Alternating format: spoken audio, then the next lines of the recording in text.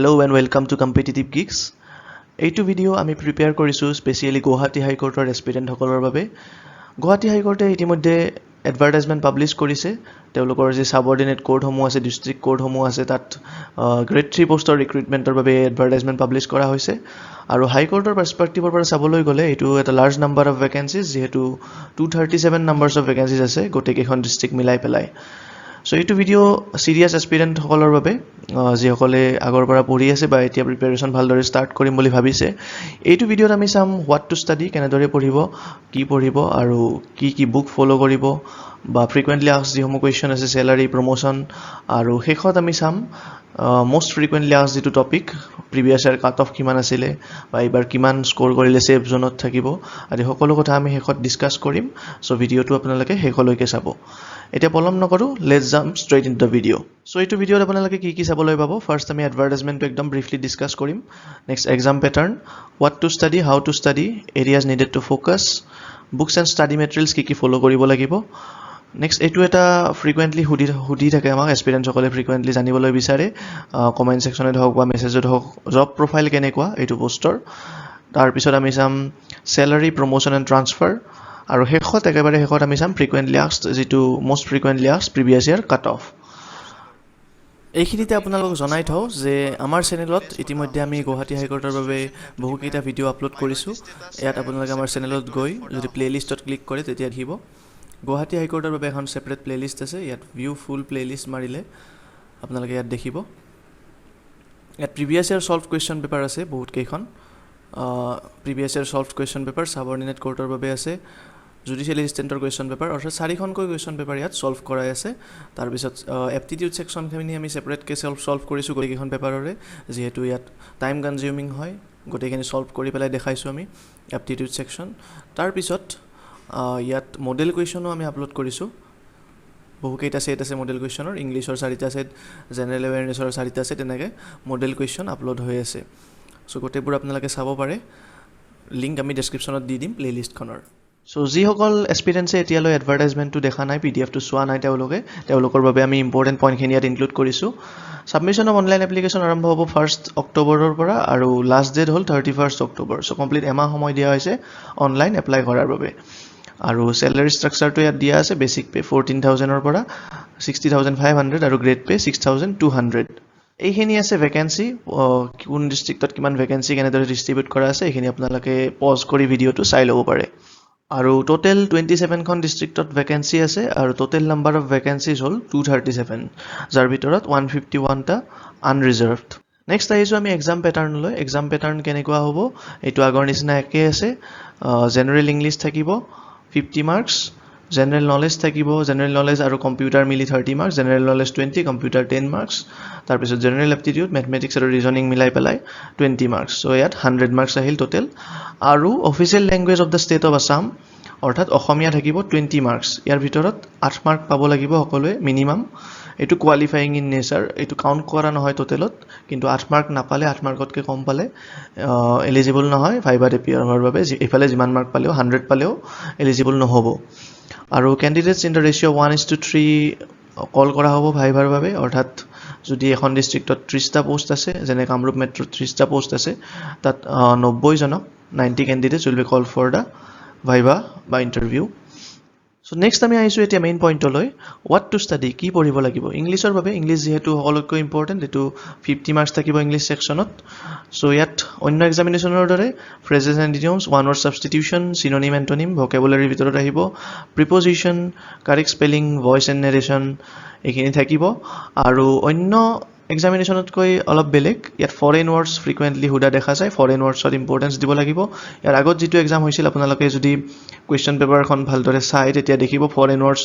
10টা foreign word সোধা হৈছিল ফাৰ্ষ্ট। চ' বহুত ইম্পৰ্টেণ্ট। আৰু লিগেল ভকেবুলাৰী, যিসমূহ ভকেবুলাৰী কোৰ্টৰ লগত ৰিলেটেড, সেইবোৰ আমি চাব লাগিব। কম্প্ৰিহেনশ্যন পেছেজটোত ইম্পৰ্টেঞ্চ দিব লাগিব, যিহেতু সময় কম থাকিব হাতত, 2 ঘণ্টা থাকিব, আৰু অসমীয়া মিলাই পেলাই আপোনালোকে 120টা কুৱেশ্যন কৰিব লাগিব। চ' কম্প্ৰিহেনশ্যন পেছেজটো সাধাৰণতে অলপ দীঘল হয় বেলেগ এক্সামতকৈ, চ' এইটোত আপোনালোকে গুৰুত্ব দিব লাগিব। Next sentence correction, close test, এইবোৰ সকলোতে থাকে। So এতিয়া আমি আহিছোঁ how to approach English section কেনেদৰে আপোনালোকে approach কৰিব first clear the basic grammatical concept article part of speech voice narration যিসমূহ একদম basic concept আছে এইখিনি clear হ'ব লাগিব এইখিনি সকলোৰে clear থাকিবই লাগিব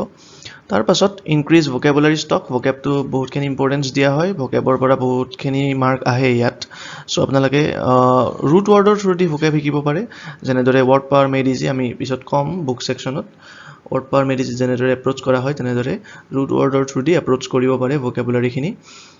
next phrases and idioms আপোনালোকে এনেদৰে মনত ৰখা টান পঢ়ি পেলাই অকল সো এটো এটাইমোলজিৰ সহায়ত কেনেদৰে অৰিজিনেট হল তেনেকৈ পঢ়িলে মনত ৰখাত সহায় হ'ব পাৰে আৰু নহলে আপোনালোকে সেন্টেন্সত ইউজ কৰে যদি সেন্টেন্সত ইউজ কৰি পেলাই পঢ়ে তেতিয়াও মনত ৰখাত আপোনালোকৰ বহুতখিনি সুবিধা হ'ব এনাই পঢ়ি যোৱাতকৈ Next, আমি আৰু কিছু important points চাই লওঁ try to write a paragraph daily on a certain topic with a condition to use at least one phrases and idioms মই অলপ আগত যেটো কথা ক'লো আপোনালোকে কিতাপৰ পৰা পঢ়ি গলে phrases and idioms তেনেদৰে মনত ৰখাটো সম্ভৱ নহয় যেহেতু thousands of phrases and idioms আপোনালোকে পাব কিন্তু নিজে যেতিয়া ইউজ কৰিব ইডিয়ম বিলাক সেন্টেন্সত তেতিয়া আপোনালোকৰ মনত ৰৈ যাব আৰু কি কৰিব পাৰে আপোনালোকে মাল্টিপল টাইমছ যিবোৰ word appear হ'ব সেন্টেন্সত বা সেই প্যাৰাটোত আপোনালোকে যেটো লিখিব তাত হেতু ৰিপ্লেস কৰিব পাৰে word বিলাক সিনোনিমৰ দ্বাৰা আৰু তেনেদৰে আপোনালোকৰ vocabৰ stock increase হ'ব যথেষ্টখিনি Next আছে read the editorials of a reputed English newspaper এটো must সকলোৰে বাবে আপোনালোকে যিকোনো এখন ইংলিছ নিউজপেপাৰ ৰেগুলাৰ পঢ়িব লাগিব এডিটৰিয়েল সেকশন খিনি মেইনলি দা হিন্দু হক ইন্ডিয়ান এক্সপ্ৰেছ বা অসমৰ পৰা পাবলিছ হোৱা নিউজপেপাৰ হ'ব পাৰে আসাম ট্ৰিবিউন সেন্টিনেল তেনেকুৱা এইখিনি পঢ়িলে আপোনালোকৰ কম্প্ৰিহেনশন পেছেজ বা ক্লোজ টেষ্ট সলভ কৰাত বহুতখিনি হেল্পফুল হ'ব বুলি আমি ভাবো আৰু জেনাৰেল নলেজ সেকশনতো হেল্পফুল হ'বই এটো আপোনালোকে জানে তাত যিখিনি কাৰেন্ট এফেয়াৰ্স একেলগে কভাৰ হৈ যাব আৰু ফৰেন ওয়াৰ্ডত ইম্পৰ্টেন্স দিয়া হয় সো ফৰেন ওয়াৰ্ডটো আপোনালোকে চাব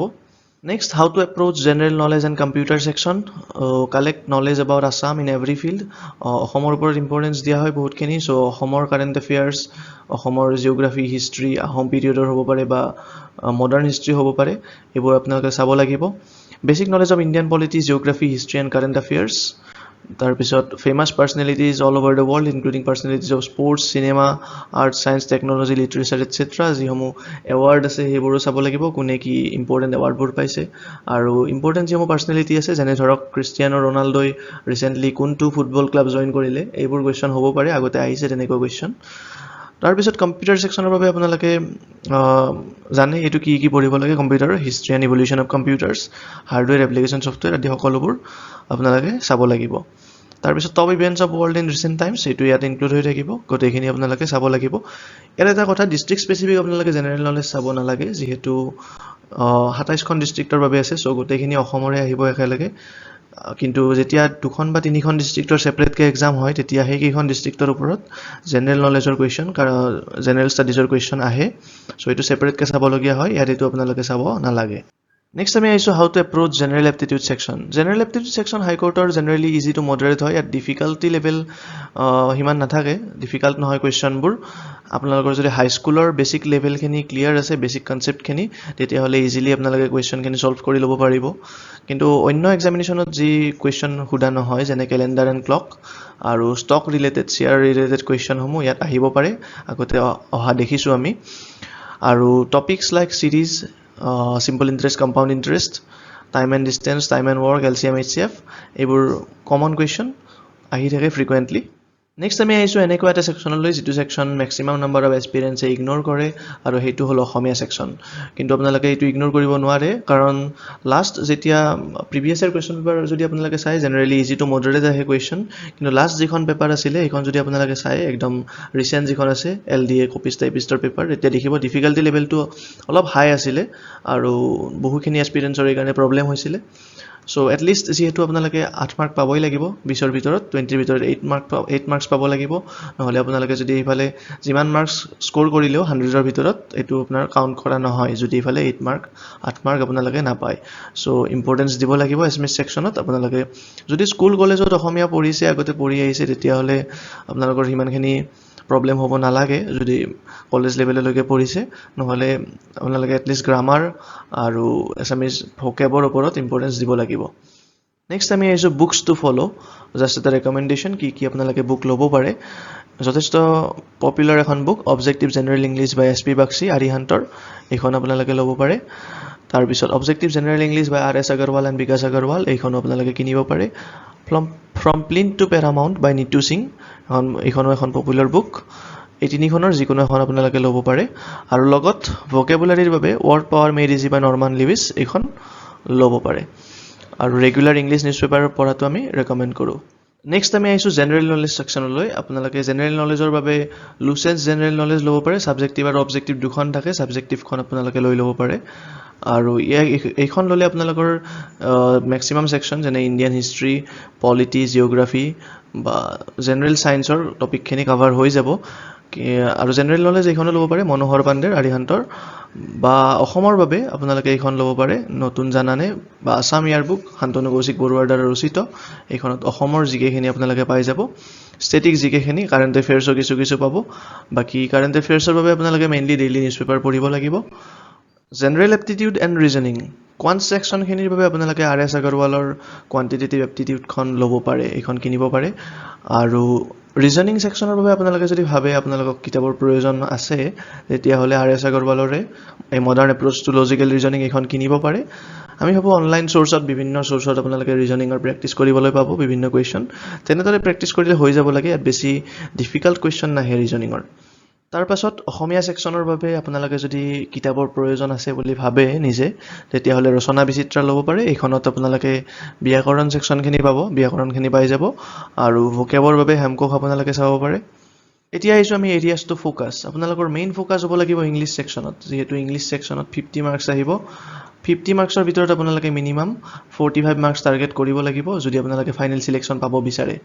যিহেতু অকল ৰিটেন এক্সামিনেশ্যন ক্লিয়াৰ কৰা মানে চিলেকশ্যন নহয় ফাইনেল চিলেকশ্যনৰ বাবে আপোনালোকৰ ৰিটেনৰ মাৰ্ক বেছি থাকিব লাগিব চ' ইংলিছত আপোনালোকে যিমান মাৰ্ক টাৰ্গেট কৰিব পাৰে সিমান ভাল মেক্সিমাম মাৰ্কছ নেক্সট আমি আহিছোঁ যি এছপিৰেণ্টসকলে ফ্ৰিকুৱেণ্টলি জানিব বিচৰা এটা টপিকলৈ সেইটো হ'ল জব প্ৰফাইল অৰ্থাৎ আপোনালোকে LDA বা কপিষ্ট টাইপিষ্ট হিচাপে এপইণ্ট হোৱাৰ পিছত কেনেকুৱা কাম কৰিব লগা হ'ব পাৰে মেইনলি কাম হ'ল এছিষ্টিং দ্য জাজেছ ইন কোৰ্ট প্ৰচিডিংছ জাজক এছিষ্ট কৰাই হ'ল মেইন কাম তাৰ ভিতৰত জাজমেণ্ট টাইপ কৰা কাম হ'ব পাৰে বা অৰ্ডাৰ যি ডেইলি অৰ্ডাৰসমূহ থাকে সেইসমূহ টাইপ কৰিব লাগিব পাৰে তাৰপিছত এডমিনিষ্ট্ৰেটিভ ৱৰ্কছ থাকিব preparing bills and other accountancy related matters bill prepare কৰিব লাগিব তাৰপিছত কপিজ অফ জাজমেণ্টছ এণ্ড অৰ্ডাৰ জাজমেণ্টৰ আৰু অৰ্ডাৰৰ কপি দিব লাগিব তাৰপিছত CIS যি ছিষ্টেম থাকে তাত আপোনালোকে ডেইলি কেছ আপডেট কৰিব লাগিব কেছ ষ্টেটাছসমূহ আপডেট কৰা কাম দিয়া থাকিব এইবোৰ কাম সকলো কাম এজনক দিয়া নহয় ডিষ্ট্ৰিবিউট কৰা থাকিব কামবোৰ সমানে ডিষ্ট্ৰিবিউট কৰি দিয়া হ'ব সকলোকে কিছুমানৰ ভাগত হয়তো বিল বনোৱা কাম পৰিব কাৰোবাৰ অৰ্ডাৰ টাইপ কৰা কাম থাকিব কিছুমানৰ জাজমেণ্ট থাকিব আৰু কিছুমানৰ CISৰ কাম থাকিব তেনেদৰে সকলো কাম ডিষ্ট্ৰিবিউট কৰা থাকিব সমানে নেক্সট আহিছোঁ আমি salary promotion and transfer of LDA কপিষ্ট চ' এইটো পে স্কেল আপোনালোকে এডভাৰটাইজমেণ্টত পাইছে নিশ্চয় 14,000ৰ পৰা 60,500 এইটো বেচিক পে আৰু গ্ৰেড পে 6,200 চ' ইনিচিয়েল বেচিক পে আপোনালোকৰ হ'ব লাগে 20,200 কিন্তু চেত্ৰী কমিশ্যনৰ ৰিকমেণ্ডেশ্যন মতে জুডিচিয়েল এমপ্লয়ীসকলে জইন কৰাৰ পিছতে এটা এডভান্স ইনক্ৰিমেণ্ট পায় 3% চ' বেচিক পে তেওঁলোকৰ হৈ গৈ 20,810 এতিয়া চেলাৰী ষ্ট্ৰাকচাৰটো এনেকুৱা ধৰণৰ হ'ব বেচিক পে 20,810 DA 28% এতিয়া DA হৈছে 17% আছিল 11% যিহেতু ইনক্ৰিজ কৰা হৈছে এতিয়া DA হ'ব 5,827 তাৰপিছত হাউচ ৰেণ্ট এলাৱেঞ্চটো আপোনালোকে ডিষ্ট্ৰিক্ট হেডকোৱাৰ্টাৰত থাকিলে 8% পাব আৰু ডিষ্ট্ৰিক্ট হেডকোৱাৰ্টাৰত এপইণ্টমেণ্ট নহ'লে তেতিয়া 7% হ'ব অলপ মাইনৰ চেঞ্জেছ আহিব ইয়াত বহুতখিনি চেঞ্জ নহয় মেডিকেল এলাৱেঞ্চ 600 চ' গ্ৰছ হ'ব 28,902 আৰু ডিডাকশ্যনৰ পিছত NPS বা professional tax group insurance scheme এইবোৰ ডিডাকশ্যনৰ পিছত আপোনালোকৰ হাতত যি ইন হেণ্ড চেলাৰী হ'ব সেইটো নেট চেলাৰী হ'ব 25,830 চ' অলমষ্ট 26,000 আপোনালোকৰ ইন হেণ্ড চেলাৰী হ'ব আৰু হিল ৰিম'ট এৰিয়া এলাৱেঞ্চ থাকিব কিছুমান ডিষ্ট্ৰিক্টত 480 rupees নেক্সট আমি আহিছোঁ প্ৰমোশ্যন এণ্ড ট্ৰান্সফাৰ আপোনালোকে LDA বা কপিষ্ট টাইপিষ্ট হিচাপে 5 বছৰ কাম কৰাৰ পিছত UDA হিচাপে এপইণ্ট হোৱাৰ বাবে এলিজিবল হ'ব আপাৰ ডিভিজন এছিষ্টেণ্ট আৰু এক্সেপশ্যন থাকে কিছুমান 5 বছৰৰ আগতো হৈ যাব পাৰে কিন্তু 5 বছৰ হ'লে আপোনালোকে এলিজিবল হ'ব যদি আপোনালোকে যিটো এষ্টাব্লিছমেণ্টত কাম কৰি আছে তাত যদি ভেকেঞ্চি থাকে তেতিয়া তাত ইমিডিয়েটলি পাই যাব UDA আৰু যদি ভেকেঞ্চি এভেইলেবল নাথাকে অন্য এষ্টাব্লিছমেণ্টতো এডভাৰটাইজমেণ্ট ওলালে ৰিক্ৰুটমেণ্ট আৰম্ভ হ'লে আপোনালোকে তাত এপ্লাই কৰিব পাৰিব তাৰ পাছত UDAৰ পিছত আপোনালোকে চিৰস্তাদাৰ বা ছুপাৰিণ্টেণ্ডেণ্ট হিচাপে প্ৰমোশ্যন লাভ কৰিব পাৰে আৰু গ্ৰেড পে হ'ব তেতিয়া 14,500 প্ৰমোশ্যনৰ পাছত transfer in case of transfer normally 3 বছৰৰ পিছত ট্ৰান্সফাৰৰ বাবে এপ্লিকেবল হয় এপ্লাই কৰিব পাৰে ট্ৰান্সফাৰৰ বাবে আৰু মিউচুৱেল ট্ৰান্সফাৰৰ প্ৰভিজনো এভেইলেবল থাকে সো এইবোৰ আপোনালোকে চাই ল'ব পাৰে এতিয়া আমি আহিছো মোস্ট ফ্ৰিকুৱেন্টলি আস্কড যেটো কোৱেশ্চন হেতু হল previous year cut off marks কিমান আছিল সো আমি যদি লাষ্ট যেটো সাবঅৰ্ডিনেট কোৰ্টৰ ৰিক্ৰুটমেন্ট হৈ গৈছিল হেতু চাও হেতু হৈছিল জোৰহাট আৰু নলবাৰী ডিস্ট্ৰিক্টৰ বাবে 2019ত ইয়াত জোৰহাট ডিস্ট্ৰিক্টৰ যদি আপোনালোকে চাই এটা পোষ্ট আছিল এটা পোষ্টৰ বাবে তিনিজনক ফাইভালৈ কল কৰা হৈছিল আৰু সবচে লোৱেষ্ট মাৰ্ক আছিল 71 অৰ্থাৎ 71 ৰ পৰা ফাইভাৰ এপিয়াৰ হ'বলৈ মাতা হৈছিল সো 71 টো আপোনালোকে জোৰহাট ডিস্ট্ৰিক্টৰ কাট অফ বুলি ক'ব পাৰে ঠিক তেনেদৰে নলবাৰী ডিস্ট্ৰিক্টৰ বাবে যদি আপোনালোকে চাই ইয়াত মিনিমাম মাৰ্কস আপোনালোকে দেখিব 73 আছে 73 মিনিমাম আছে তাৰ তলত মাৰ্ক নাই সো নলবাৰী ডিস্ট্ৰিক্টত কাট অফ অলপ হাই আছিল 73 এবাৰ পোষ্ট যেহেতু বেছি আছে আপোনালোকৰ পোষ্ট যেহেতু সকলো ডিস্ট্ৰিক্টতে বহুতখিনি বেছি আগতকৈ সো আপোনালোকে কাট অফ কিছু কম যাব বুলি এক্সপেক্ট কৰিব পাৰে কিন্তু 70 তকৈ কম যাব বুলি আমি কাট অফ নাভাবো সো আপোনালোকে হেমতে প্ৰিপেয়াৰ কৰক 75 80 মাৰ্কস আপোনালোকে টাৰ্গেট কৰি পেলাই প্ৰিপাৰেচন চলাওক নিশ্চয় সাকসেসফুল হ'ব সো এইটো ভিডিঅ ইমানখিনি আছিল আমি বহুতখিনি কথা ডিসকাস কৰিলো মেইন যিখিনি পইণ্ট আছে ইম্পৰ্টেন্ট পইণ্ট আৰু ফ্ৰিকুৱেন্টলি আস্কড যিখিনি কোৱেশ্চন আছে এস্পিৰেন্ট সকলৰ মাজত সকলোখিনি আমি ইয়াত ডিসকাস কৰিবলৈ চেষ্টা কৰিলো তাৰ মাজত কিবা ৰৈ যাব পাৰে আৰু যদি কিবা জানিবলগীয়া থাকে আপোনালোকে আমাক কমেন্ট সেকশনত সুধিব পাৰে এইটো ভিডিঅ ইমানখিনি আছিল চাই থাকিব আমাৰ চেনেল কম্পিটিটিভ কিক্স ধন্যবাদ